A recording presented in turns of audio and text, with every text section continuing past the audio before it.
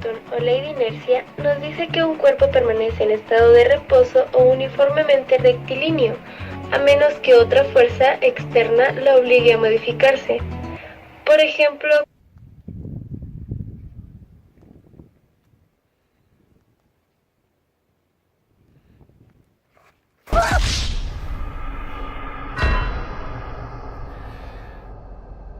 y otro ejemplo,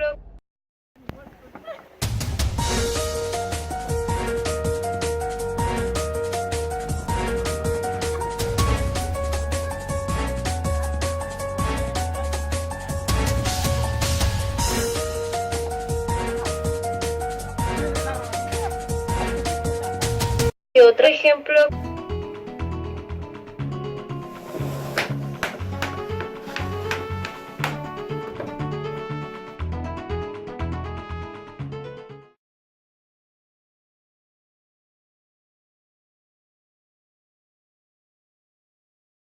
La fuerza mínima que se requiere para mover un objeto, también la fricción cinética y estática de un objeto.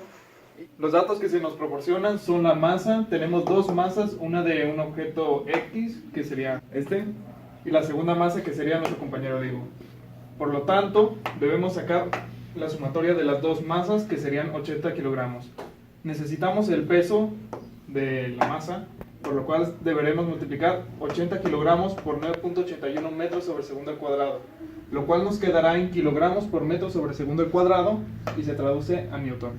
Para calcular la fuerza cinética y la fuerza estática, debemos encontrar la fuerza normal. La fórmula para la fuerza normal la encontramos... ¿Dónde me quedé? Oh, qué sorpresa, mira, una fórmula nueva. Bueno, tenemos que calcular la fuerza normal, que vendría siendo lo mismo que W. Se traduce a fuerza normal es igual al peso, que es igual a masa por la constante de gravedad del entorno en el que te encuentres. Sería 80, que son la sumatoria de la masa, por 9.81 metros sobre segundo al cuadrado, lo cual nos da en una unidad de newton. Lo mismo que aquí. Esto para poder calcular el coeficiente de fricción, para multiplicarlo por el coeficiente de fricción, cinético y estático. Por lo tanto, multiplicamos por un coeficiente que fue investigado en una tabla, ya están predefinidos, por la fuerza normal. Entonces sería 0.1 por la fuerza normal en newtons. Esta es una medida adimensional, es decir, no tiene ningún valor. Por lo tanto, nos queda 78.48 newtons en fuerza cinética. Y en fuerza estática tenemos 0.54 por la fuerza normal, que es igual a 442.3.72.792 newtons. Una vez obtenidos estos dos datos, nos podemos entrar en el siguiente punto, que sería sacar la distancia final que recorre nuestro objeto. Por lo tanto, debemos recurrir a una fórmula de movimiento rectilíneo uniformemente acelerado, que sería velocidad final al cuadrado es igual a velocidad inicial al cuadrado más 2 veces aceleración por distancia. Despejada sería distancia es igual a velocidad al cuadrado menos velocidad final al cuadrado sobre 2a, 2 veces aceleración. Para calcular la aceleración utilizamos la fórmula de aceleración es igual a fuerza sobre masa, que sería 78.48 sobre 80. ¿Por qué utilizamos esta fuerza? Porque es una fuerza que está en el movimiento. Eso ya se vio en la parte de teoría. Entonces vemos que la aceleración va a ser igual a 0.981 metros sobre segundo. ¿Para qué? Para poder calcular la fuerza, que sería la masa por la aceleración, que es igual a 78.48 kilogramos metros sobre segundo al cuadrado, que sería 78.48 newtons. Fin. La tercera ley de Newton estipula que a toda fuerza corresponde otra fuerza de igual magnitud pero en sentido contrario.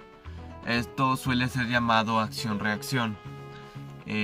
Las fuerzas peculiarmente no se contrarrestan entre sí, sino que factores como la fricción o el tamaño de la masa o muchos otros factores afectan a si una masa se mueve o otra masa se mueve. Por ejemplo... Oye, ¿qué le hiciste a mi amigo? Nada. Ojalá. お前はもう死んでいる。何？ Por ejemplo, Hola, ¿qué tal? Buenas tardes.